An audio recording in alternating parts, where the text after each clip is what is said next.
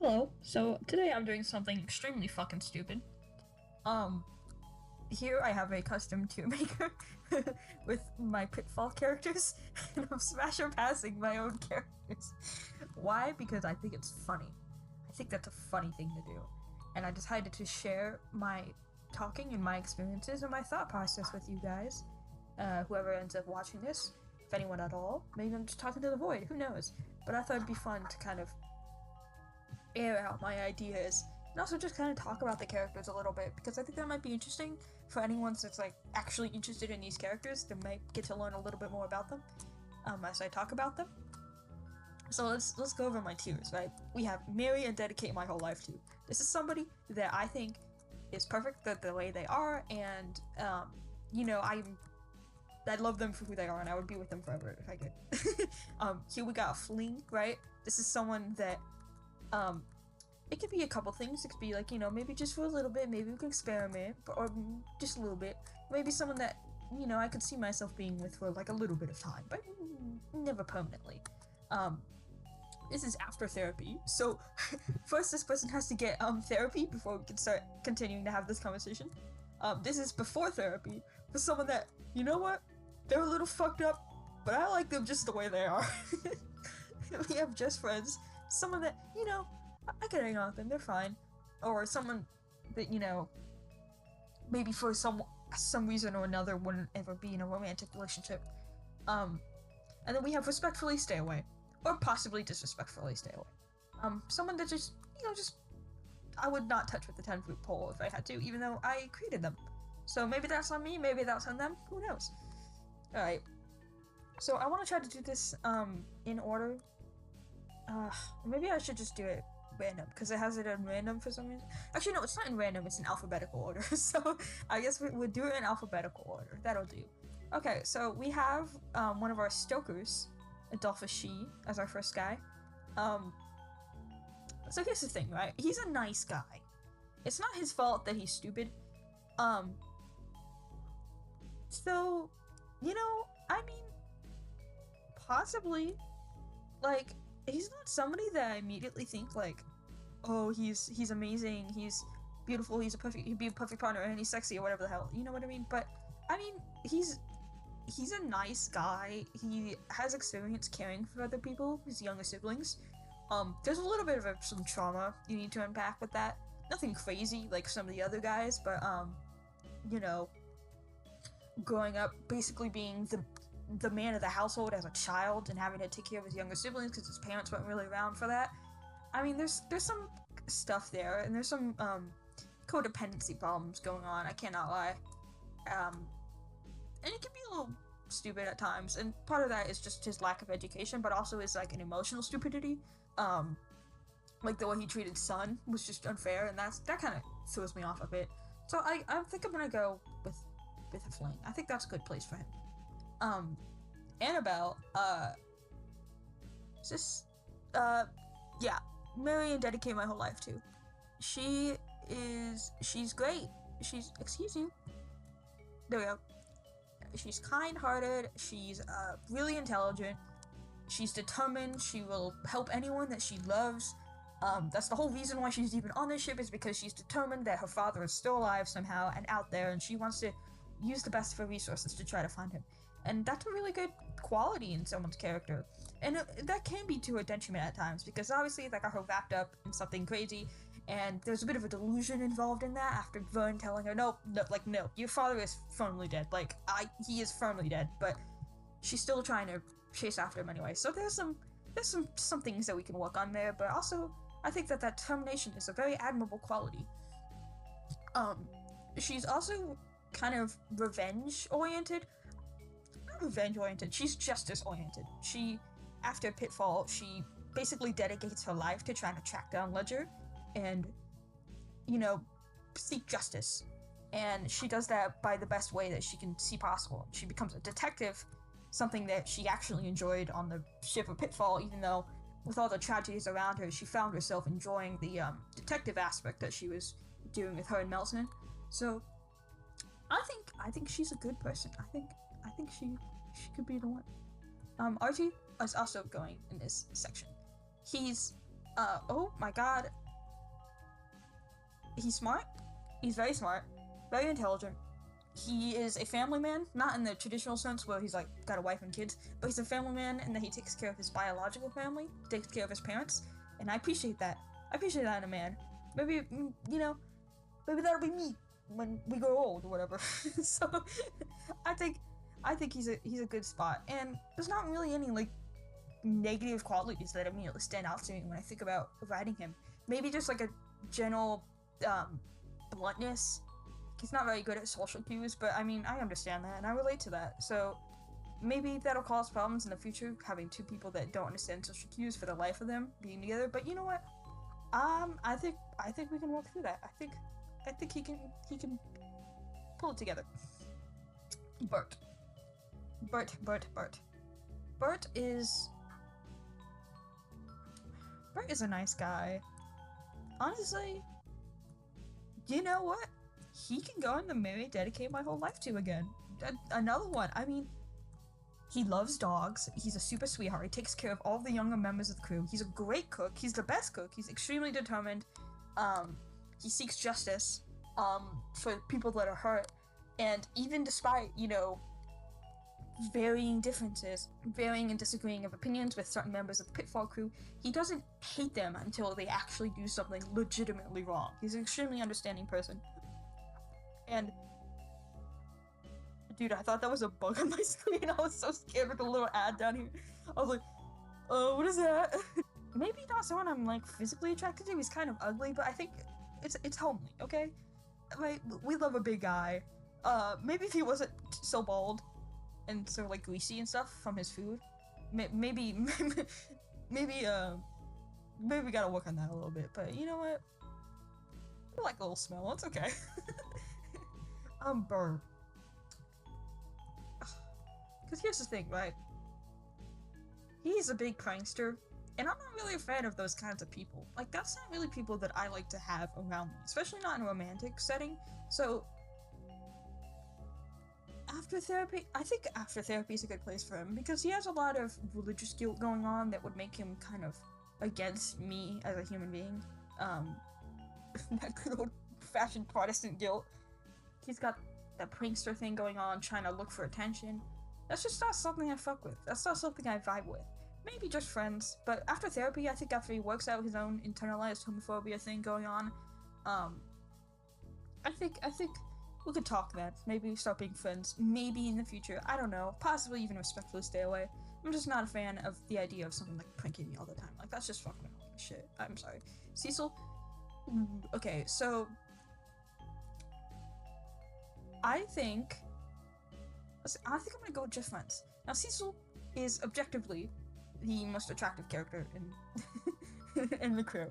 He is incredibly beautiful, especially for his age. That's like canonically his whole thing. That's that he's attracts men and women alike everywhere. Unfortunately, to his detriment in his past. Considering the Ash baby captain, I forgot his name already. Oh shoot, what's his name? You know what? We're gonna go on a little bit of a journey right now to figure out this character's name that I don't remember the name of. So here we have my Pitfall document. Non-crew. Ignore the Hamilton AU. McLeland. Okay. Yes, McLeland. Thing happening with McLeland. Unfortunately to his detriment. And I can see that possibly becoming an issue in a relationship where people are really drawn to him. He's a flirt, and he's not afraid to admit that. He's very open about it. I don't usually mind that in a relationship. Like, I think that's fine. You know what I mean? I'm a pretty open person. I don't think that's something for him. You know what I mean? Like, I don't think he'd be able to dedicate himself to one person, and that would eventually leading it to, like, break up no matter what. Especially with Ernie around. Like, I don't think he could keep to one other person that isn't Ernie. Like, that's just not his style, and that's not something that he can figure out. But I think he'd be great as a friend. He's a super nice guy. He's got a good moral compass and friends. Courtney. Let's see. Possibly maybe dedicate my whole life to. Courtney is one of the characters that I really don't have a lot of. He's probably maybe the least developed character, in the entire thing. Okay. I returned fully clothed. I've returned fully clothed. Courtney, as I was saying, is probably one of the least developed Pitfall characters that I have right now. Probably him next to, Gale, probably. Courtney he's got a lot of social issues going on. He's very anxious, very nervous, which I understand. I relate to. Maybe after therapy. I think he might have to work that out. But actually, it's probably gonna be fine. I mean, he's an extremely nice guy, and when he's very dedicated. He's a very dedicated person. He spends days on end meticulously trying to recover Caesar's body. Like, that's because he's that kind of guy, you know what I mean? He believes in respecting people even after death, and I think that's an important quality to have with someone that just has a general baseline respect for everyone he meets, no matter what he personally thinks about them. And that can be, like, you know, kind of icky, like, oh, centrism wins again. but I think overall he has positive inflections for most people. He's a nice guy, right? He's cute, right? He loves plants, right? Listen, this guy loves plants. I love plants. I mean, come on. I can't believe I didn't mention that first. Like, it's right there. Do it. Just friends. That man's got a wife. I'm not impeding on that shit. And he does not have time for people. He doesn't have time for his wife. He definitely wouldn't have time for me. I'm very needy. I'm very attentive. I need people to talk to me all the time, or else I get extremely nervous. As I'm sure you know. So, do it, go with just friends, right? So, I mean, I'll be there to support. I think that's how it's done. Donald Dickman. You know, I might just put it at the top tier again. Honestly, I mean, I can't see anything wrong with him. Actually, okay, listen. This whole thing with collecting random animals, I can see how that can definitely become a problem. Like, I mean, fucking look at Eugene's face. Like, he's got a giant scar across his face because of this guy right here and his fuck-ass affinity for collecting random animals that should not be held by people. Like, they are not domesticated animals. You cannot just collect them. And also, there's some moral quandaries to that, but he doesn't do it out of malicious intent. Like, he's not like a poacher or anything like that. He really likes animals, and he wants to study them. That's the dream, being a zoologist or whatever. And whatever the 1865 equivalent of a zoologist is. You know, he just loves animals. And I love animals, and I get that, but I think he can be a little overboard on that. But other than that, he's an extremely nice guy. Very kind. Oh yeah, he's also married. I forgot that. So maybe, you know, we had a bit of a moment before he ended up settling down, you know? Oh, wait, where's the other Enoch? Why is there only one Enoch? No, he's down here. Okay, there he is. Enoch. Just friends. Unfortunately, this may come as a surprise for some of you, but even though he is my favorite character, that does not mean I am attracted to him. I think...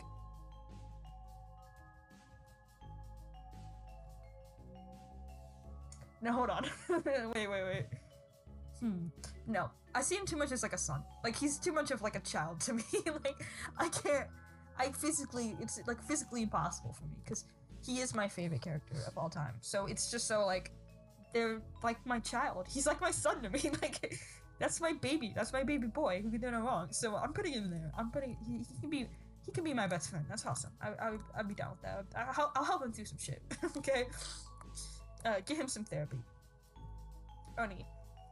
Ooh, respectfully stay away. I think that's gonna be our first respectfully stay away. Maybe after therapy, but you know,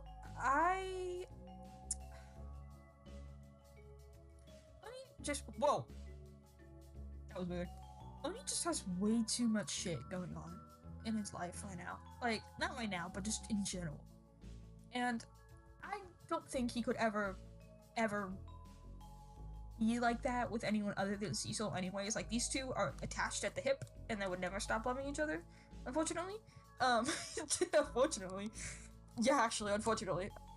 And unfortunately, because of his traumatic experiences and the ties that he has with Cecil, it makes him just a generally unpleasant human being to be around. He's generally pretentious, alright? Just because you like philosophy doesn't mean that makes you smarter than everyone else, alright? Listen, already knows that. He's the other smart guy but he's actually humble about it. I just don't see me getting along with him. I just don't, like, at all. How to describe? Forest. Okay, this one's interesting. My first girl is immediately married, dedicate my whole life to. However, communications problems. Alright, this guy does not know how to talk to anyone for life of him, except for Donald. He is a little too dependent for my liking. Although, you know, I'm a freaky bitch, right? I love codependency as much as the next guy, right? So, you know, there's something going on there. I mean, it's definitely not nearly as crazy as, like, fucking Selma or someone. Or fucking even Enoch. I think I'm gonna say after therapy. There's a lot of things that he needs to unpack with his childhood, and a lot of things he needs to not get over, but heal from, that he just has not had the chance to. Despite, you know, living for a long time, he just hasn't gotten the chance to be able to unpack things that he went through in a healthy manner with someone that he trusts or a professional. Especially, I mean, it doesn't help that it's obviously 1865, Liverpool or whatever. Like, you're not gonna be able to find professional help as easily without getting sent to the insane asylum, whatever. Especially this entire crew. Like, the whole thing is that this entire crew is fucked up as shit. And Eugene keeps collecting them. He's like, yes, mentally ill sailors, give them to me, I'll take them. So, although he's a nice guy, he's quiet, he's very demure, alright, and he's artsy, I appreciate that a lot. But, you know, I think it'd be better for him to just figure some things out first, somehow. Freddie, may dedicate my whole life to. My original concept with this character, the first thing that I think I wrote down for him in the original drawing was a ladies' man, and he knows it. So he is a bit of a flirt, but he is an extremely kind-hearted person at heart, and that is his character arc throughout the story, is that he has just unwavering love for humankind. That's why he's a doctor, but unfortunately he's unable to deal with certain tragedies. And, you know, as someone that has gone through a lot, you know what I mean, there's something there where, like, I'm not sure if he'd be able to handle me. But listen, if he's attracted to Pierre, then, you know, I don't know, he's very I can fix them kind of thing. And unfortunately, I don't really want to be able to put myself in that kind of situation, you know what I mean? Like, in the event that something happens to me that makes me basically turn into a better person, I don't want him to be the kind of guy that ignore red flags or something, you know what I mean? And that would be bad for both of us, to indulge bad tendencies and to just put up with it. Like, he does that, and that's not good. But if we take that hypothetical scenario out of it, then yeah, may I dedicate my whole life to. He's just great. He's attractive. He's incredibly kind. He makes friends with basically everyone. He's a sensitive guy, so you understand, and he listens to people when they talk. He's a big listener, but he can also be extremely chatty when he wants to. He's kind of a buffer in a lot of situations. He knows how to reel people back, but he also knows how to have fun at the same time. And despite, you know, being a flirt, he knows how to lock the fuck in and do what needs to be done in the moment and dedicate himself to something or someone. And I think overall that lends to a pretty good character and a pretty good relationship. So I'm gonna put him there. Oh, what? In this top tier, actually. Maybe I need to give these motherfuckers some more negative traits. Okay, we're on Gale. Respectfully stay away. Listen, right, I believe in quite a few conspiracy theories myself, but not to the extent of this guy. And so I think I'm gonna put him down here because, I mean, he has got some shit that he needs to work through, right? You know, at the very least, he's trying. You know what I mean? Like, I can't say that he's not trying or that he's trying to be a bad person. He is definitely trying, okay? He's still very young. He's like 23. Okay, actually, yeah, 23, I mean, relatively young, okay? I mean, older than me. He's trying to make himself a more likable person because he's sick of people leaving him, and he's finally decided to do some self-reflection and be like, I wonder why people my friends keep leaving me, why people keep avoiding me and not talking to me and disliking me. I wonder if there's something I can do to change that. Or maybe it's a conspiracy, who knows? Look that out, get therapy, and respectfully stay away from me for now. Maybe after therapy we can be friends or some shit, you know what I mean? Gaylord Riki. Gaylord Riki, the Stoker man himself. Okay, where should I put him? I don't want it to be so tough. I just think every time I try to put someone up at this tier, I'm like, again? But, like, I mean, he's very similar to Courtney in a lot of aspects. He's an extremely nervous guy. He's a sensitive guy. And I think he has a tendency to overthink, but, you know, I'm fine with trying to reaffirm people's, you know, fears, like, because I understand, I experience that same thing, and I behave that same sort of way where I need reassurance from people. So, I mean, I'm not opposed to helping someone out with that, you know what I mean? Maybe some therapy, a little bit of therapy could help. He's a very sensitive human being. He grew up in a very hostile, not a hostile environment, but he grew up in an environment in America, you know, out in the wilderness, hunted bears, and he was super squeamish about it, and he didn't like to do it, but his father was like, no, you gotta man up. So, I mean, there's some stuff to unpack there, but I mean, he knows how to handle himself. He's a grown-ass man. He can deal with it. But other than that, I mean, he's just a guy, you know what I mean? Like, I don't see anything wrong with him at all, per se. So, I mean, I would say may dedicate my whole life to. But, you know, maybe the fact that I can't see anything particularly, like, that's, like, drawing me towards him could just let him down a tier. Because, at the same time, while I don't see anything wrong with him, I don't see anything great with him. You know, like, we don't really have anything in common. So maybe we'll put him down in there. Haskell.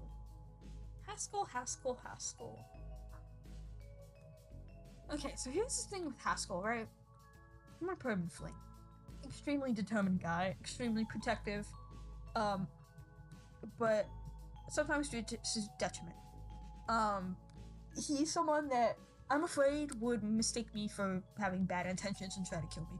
Like, I'm afraid that he might somehow get into his head that I'm, like, killing everyone, and I'm gonna kill him too, and so he has to kill me. Like, okay, well, maybe that's not an entirely fair assessment to make, considering the fact that the only other character he does that to is Burr, and Burr was quite literally killing people. Like, he's quite literally working with the main villain, and quite literally killed Burr, so, I mean, it was kind of, completely fair of him to kill Burr. Like, I don't blame him at all. He can jump to conclusions. He's a defensive character. He doesn't like people opposing him, and so there's definitely some traits that he needs to work on. But I mean, he's attractive. He's strong. He's got a good mind to him, a clear head, a clear mind.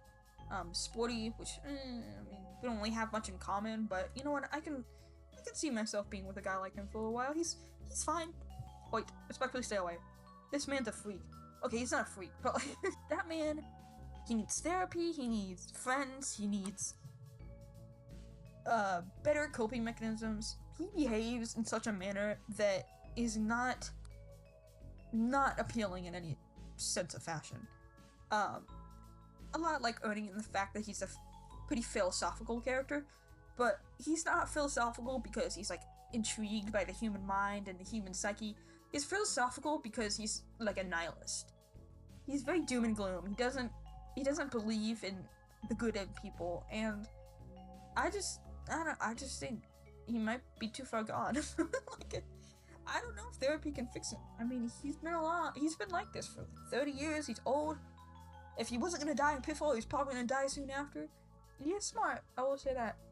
Rose and Engine, and he's an author. I mean, that's pretty cool.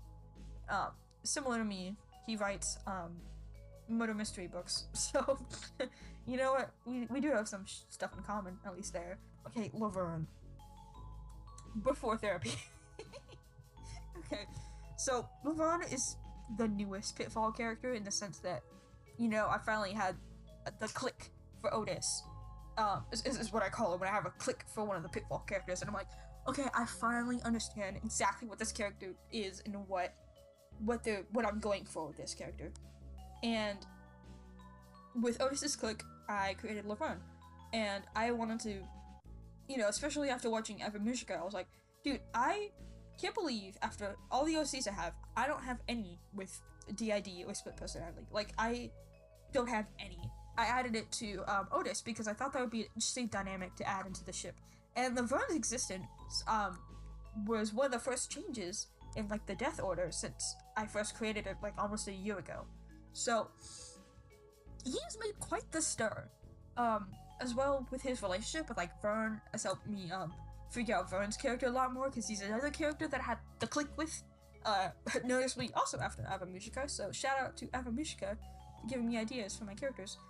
You know, he's got some shit that he needs to work out with Otis, for sure, because their dynamic is strained, right? They're going through something that is not at all talked about, especially not even in this time period, and not even now today.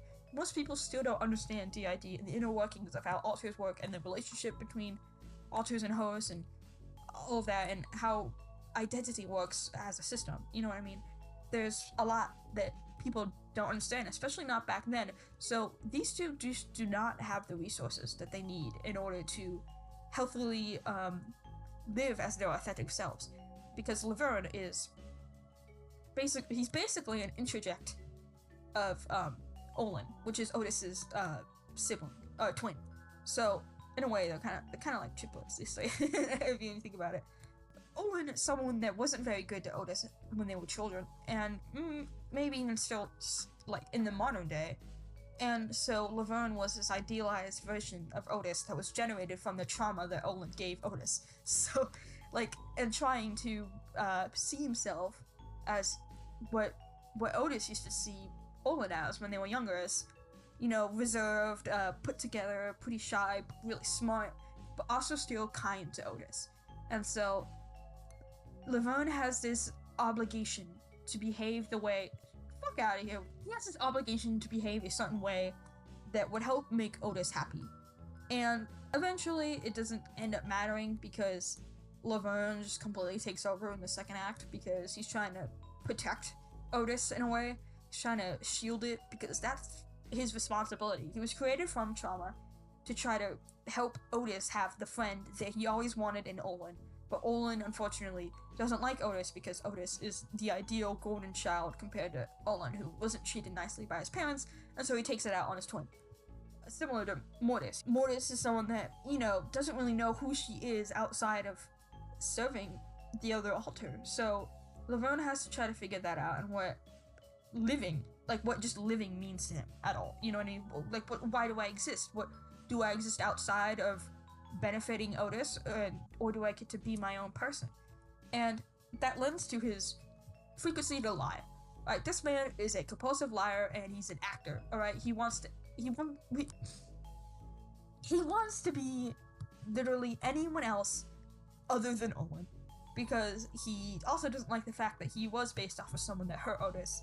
You know what I mean? So he's trying to be this ideal person, but at the same time, you know, he wants to be his own human being. He wants to separate himself from both Otis and Olin, despite the fact that, unfortunately, he will forever be tied to the two of them, both physically and mentally. There's not really much he can do about that. So I think I could be his therapy. That's what I'm thinking with this, because listen, right, I understand exactly what he's going through, to a T, and we both relate to each other on an extremely, we would, I'm saying that like he exists in real life, no, we would relate to each other on an extremely fundamental level, as someone that, you know, is working on dealing with those same kind of emotions and dealing with those problems, could help him, you know what I mean, and we could work through that together. And I don't think that's that stretch of saying, look, I could be his therapy. So I just think I could be a formative. I don't feel like in the state that he's in Pitfall, like he could ever be in a long-term relationship with someone, like the first person he dates, because, you know, in a lot of ways, he's like a child in the fact that he's just forming, you know what I mean? His brain is, he's forming his brain, he's forming his identity, and as someone that is kind of like a teenager. What am I saying, man? You know what I mean? Like I'm also forming my brain, I'm also forming my identity, but I'm a little bit further along with him. So I feel like maybe just friends, maybe before therapy, you know what I mean? Help him out, you know. But I don't think anything past that, you know what I mean? Maybe just be a learning experience for him. I went on a long tangent about his character because I've never really talked about him because he's, again, very recent. But that's Laverne. Jackson. Dedicate my whole life to. I hate to put another character up there, but once again, he's great. All right, he loves cooking. I love eating. Win-win. He loves bugs. I don't mind bugs. I think it's cool to listen to people talk about bugs, and I love that for him. Rocks. That's great. I fucking love rocks as well. Maybe not in like geology sense like he is, but I love gray rocks and normal rocks. I like putting them in my mouth. So maybe if he can collect round rocks, and I'll put them in my mouth. It'll be a great relationship. And most importantly, we are both trans. That is like probably the second one of the biggest, you know, relatability factors with all the characters here. Similar to me with like Laverne / Otis. You know what I mean? Like, excuse you. Jackson does not know anyone else like that, like, ever, at all. He knows people that understand his experience, like Enoch, and respect him for who he is. And, you know, he had support with his parents, he had support with, Ferdinand Davies, and he had support with Enoch, and his, kind of foster siblings, but he doesn't share that experience with anyone else, because at the end of the day, they don't truly understand. You know? They can understand on basic levels, such as identity and such. Annabelle kind of understands, you know what I mean? At least she's a woman, you know what I mean? Like, at least he can talk to another AFAB person on the crew that also is trying to mask as a man, but he's not masking as a man. I mean, he is a man, but has that shared experience of, you know, presenting a different way that they're assigned gender, but so he at least has somebody on the crew that can relate to, and he has people that he can trust, like Enoch and Vern. Maybe he doesn't. He's got to rethink his decision on Vern, but he could do someone that relates to him in that experience. Like I said, we have a lot in common. He's funny, he's humorous, he's kind-hearted. I would put him like at the top out of these three. Like, these are not ordered at all, but I would probably put him at like towards the top. Because I think he's great. I love you, Jackson Whitlock. What can I say? Okay, so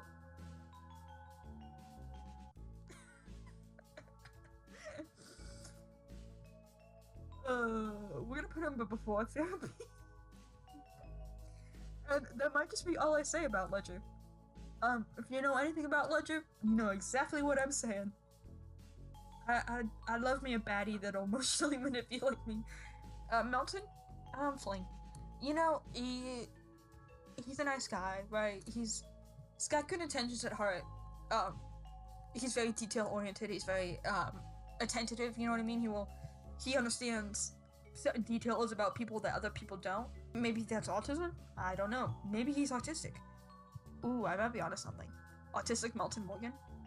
Because he doesn't understand social cues either, like Artie. That's why they're such a good duo, like such a good, sibling pair.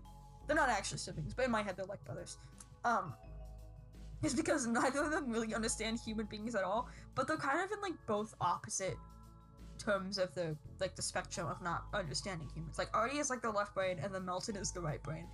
Artie doesn't understand, like, the emotional side of people, and then Melton doesn't understand, like, the knowledge side of people. Like, he's not stupid per se, or like uneducated, but he just doesn't. He has a hard time connecting, like, people's actions to the things that he sees about them. Like, he focuses on a lot of details, like his drawings and his sketches and writing what people say. Like, he pays attention to everything that people say and all of their little movements and stuff, but he has a hard time putting together what it all means. So he just writes everything down and tracks everything about people, but he doesn't really do anything with that information. He tries to, because he tries to be like a little detective with Annabelle there, but it doesn't really work out all that well. I think it just might be a little too, I don't know, because I'm trying to think about what exactly is putting me off from him. You know, what exactly is saying I wouldn't put him in the first year? And why am I so stuffy? Oh, I'm sweaty. He could jump to conclusions and make false assumptions about me, and some of which would probably be offensive. He might make assumptions, and I think that could lead to a conflict. I think that could lead to bad things happening. So I think I'm gonna put him in here, just because I think he's got a age a little bit. He's gotta grow out of this kind of phase. Not phase, but he's gotta mature a little bit first. Lilulin, stay away. I don't fuck with him. I don't vibe with him. The way that he treats Sun, even though it's a result of his own upbringing and the things that he went through as a child, it's not an appropriate way to behave, especially towards someone you see as your brother. Like, you see the face of your brother in. And that lends to a lot of victim blaming in terms of how he treats Sun and how he used to treat his little brother for their disability. You know, thinking, oh, well, it's all this guy's fault that we're in so much economic peril, and this guy's fault that mom and dad are paying attention to me, when it wasn't his fault at all. And I wouldn't say after therapy, but after arguing with Sun. Like, that was his therapy. And he obviously doesn't die in this scenario. He doesn't die as the fourth one. I don't fuck with that. I don't fuck with mean older siblings, like, at all. I'm very against that, fundamentally. So, Murphy, also respectfully stay away. Murphy is just mean. Maybe after therapy, and then maybe we can talk about it. So for Murphy, my idea for his story is inspired by a song called The Lighthouse's Tale by Nickel Creek. Not Nickelback, Nickel Creek. Where it's about, a guy, like a new lighthouse keeper and another lighthouse keeper. And the older lighthouse keeper is in love with a woman, and the woman is a sailor, and she goes on a ship, and then the ship crashes kind of nearest the shore, and her body washes up on the shore the next day, and then the older lighthouse keeper kills himself, and it's just a younger lighthouse keeper. And I had ideas and inspirations behind that. Similar to me, you know, he's similar, like Lilulin, I kind of grouped them together in my mind because those concepts are planned, but I haven't had the character click in terms of linking their story and linking their personality together. But from what I have, he doesn't fuck with Bert. And if you don't fuck with Bert, I mean, you gotta figure some shit out, man. Like, you gotta get professional help. If you don't like Bert Kane, like, that man is a ray of sunshine. He's a dog. He's a golden Labrador. Like, that's what I compare him to. I compare him to a golden Labrador. And if you don't fuck with him just because he's like super sunshine and he's trying to get closer to you, I mean, you have to work that shit out on your own, okay? There's something going on with you in your brain. Ooh, I just had an idea. What if the old lighthouse keeper that died had a similar personality to Bert? That's some food for thought. That might be interesting. He might get a click soon. Otis. I think just friends. He's a cheerful guy. He's very outgoing, spunky, kind of funny.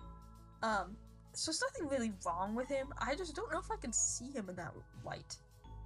Like, just something about it. I don't know. He's just... Maybe it's the Laverne thing. I don't know. I think I prefer Laverne over Otis.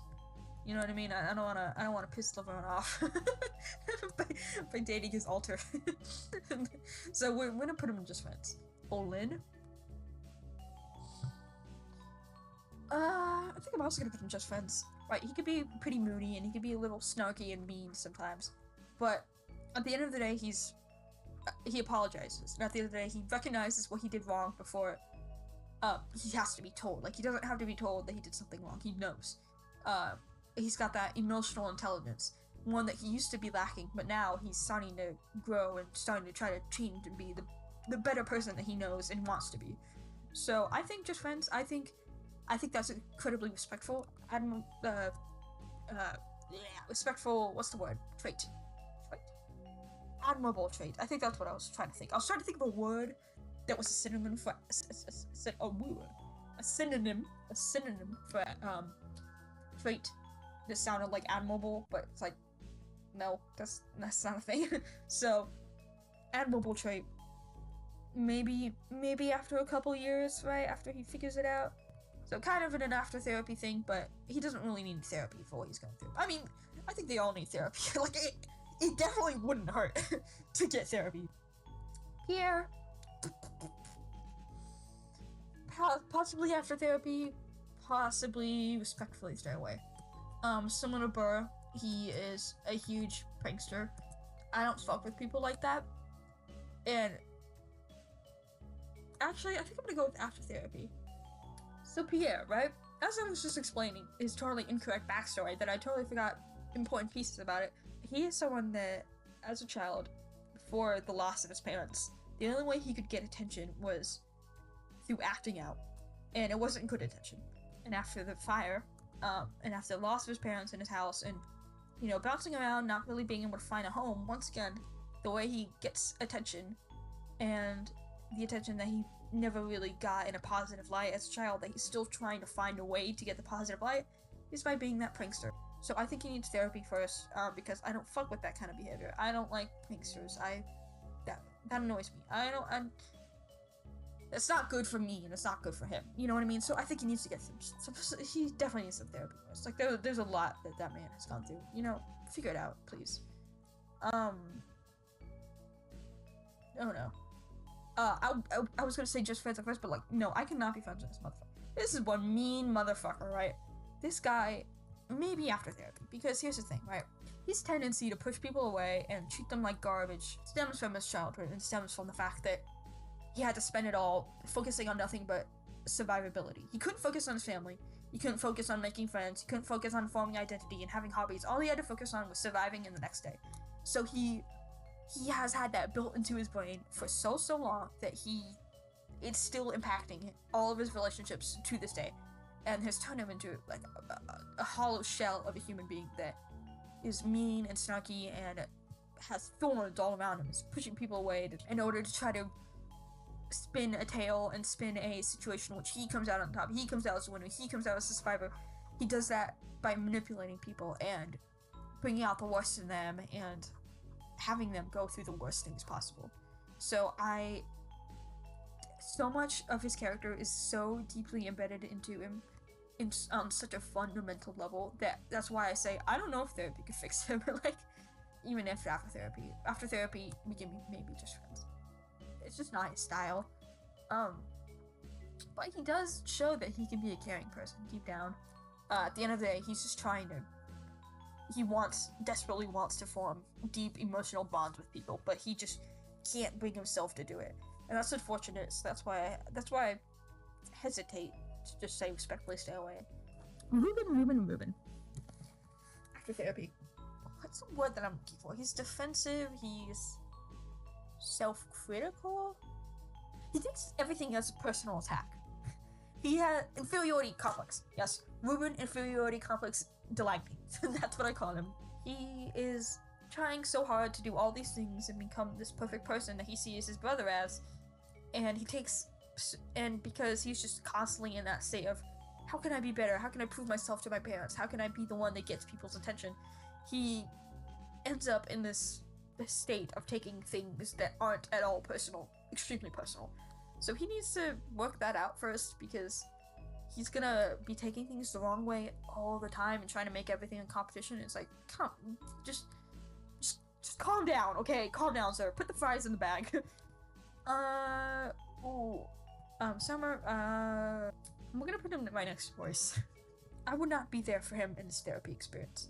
I feel like that's kind of like the difference between the after therapy and respectfully stay away. Like, all these people, I think they have the ability to change, and they have a lot of them, their rudest behavior stems from their trauma, and therapy would help with that, obviously, and make them a better person. I think they all have the capability of being a better person, because I believe that about every human being.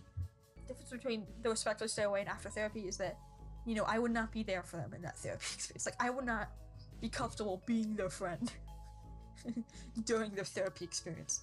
You know, after therapy, maybe then we can start talking. You know what I mean? You know, I joke and say that Summer is the only character that both I and Ledger are afraid of. I mean that. This guy scares me. And I'm not just saying that because for some reason he keeps glitching out like my computer and glitching out my art programs. I'm not just saying that because he's the only character that's staring at me and he's got these ice blue eyes. He scares me, but also on like an emotional way. That man is fucked up in the head, but he has such an unhealthy attachment to Voice, and, you know, he is so intrinsically tied to Voice because of their shared childhood trauma and their trauma bond that, you know, it's gonna take a lot for him to pry out of that delusional state. Something needs to happen first before I would like to touch this man with a 10-foot pole. Like, Sherman, my immediate thought is respectfully stay away because I don't fuck with him as a person. You know, I love Sherman. Please do not get me wrong. I fucking love Sherman, okay? And I love him as a character, obviously. He's definitely like top 5 of Pitfall characters. But he's an asshole. He makes preconceived judgments on people, and he just sticks to them.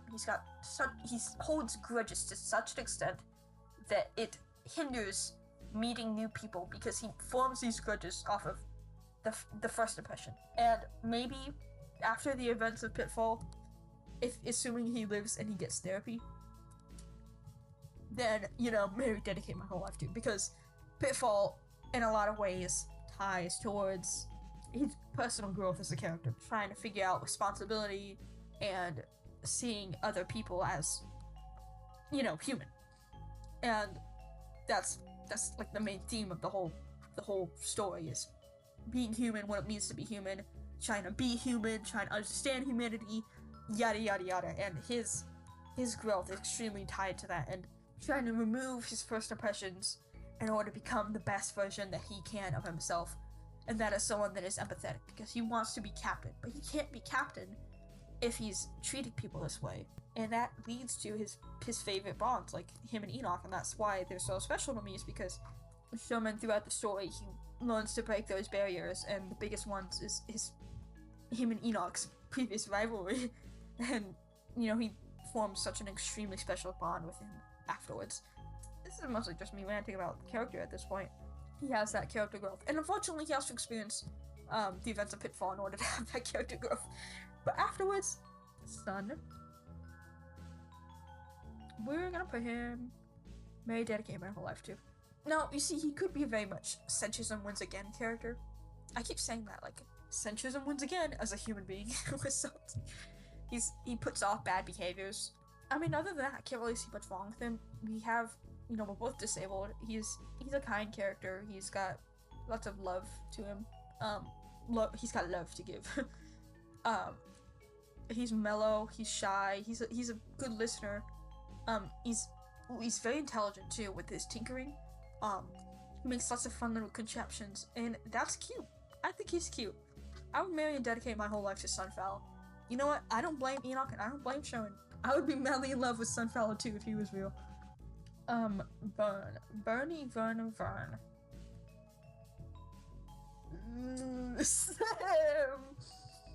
Respectfully stay away, get therapy, stay away from Hawaii on therapy, alright? This guy does not give 2 goddamn shits about anyone except for Eugene. That is the only human being that he cares about. And he has built a persona of someone that is trustworthy and someone that people can open up to, just because it makes him a better person in Eugene's eyes. He is not a charismatic guy. He's not this kind-hearted, you know, jolly little guy that everyone loves. It's all an act. He has general disdain for people. His first instinct is to, you know, look down on people. But he's putting up this front because he's trying to impress Eugene to the best of his abilities. And Eugene is someone that's extremely kind-hearted and wants to listen to everyone and respect them as human beings and sees the best in everyone. While Vern is the exact opposite. He's got an extremely nihilistic point of view. But because Eugene is the one that saved him when he was in such a low spot, and because of his own mental problems, latched onto him in such a way that he will do anything if he thinks that that'll make him be viewed in the best light possible to Eugene. He would be absolutely perfect because he's just such an adaptable, kind human being when he's got that persona on. But as of right now, he does not. He needs help from a professional, and needs help from Eugene to snap him out of this. If only Eugene knew exactly who Vern really was and what his intentions were. But for now, stay the fuck away from me because you're just gonna lie to me and secretly think bad about me. So, you know, no, we're not doing all that. Eugene, listen, alright, after therapy, he's an extremely nice guy. I keep saying he's an extremely nice guy. He's a good person. He's noble. Noble is the word I'm looking for. He has nothing but the most noblest of nobilism. Like, he believes in the integrity of every human being, but he doesn't sugarcoat it. He doesn't coddle people for their bad behaviors, but he does try to help them through it.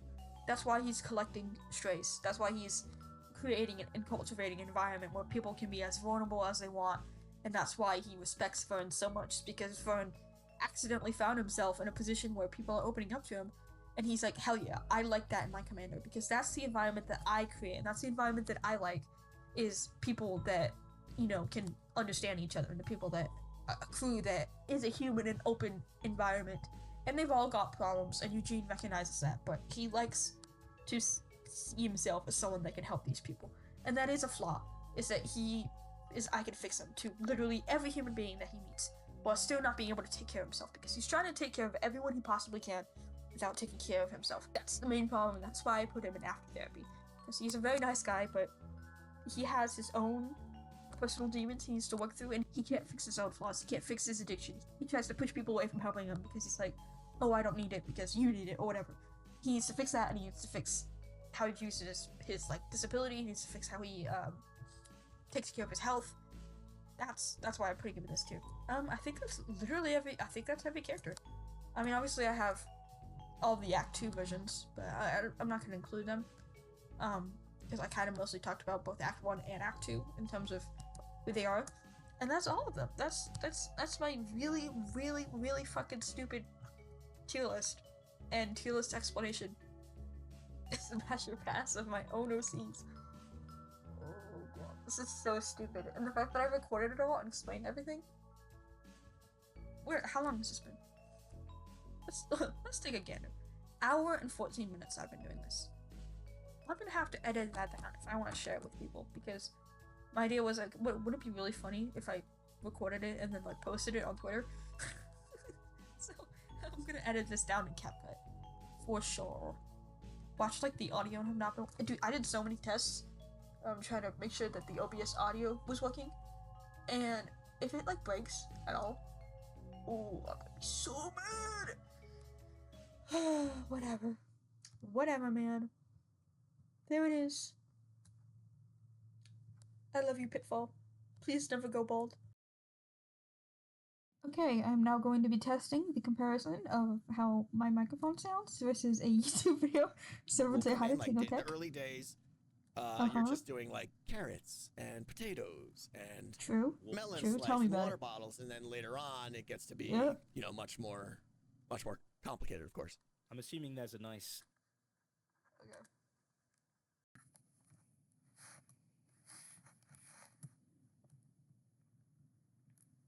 Hi, welcome to whatever this is. This is gonna be really stupid. Actually, I'm not ready yet. No, I love you, Ledger! I love you, Ledger!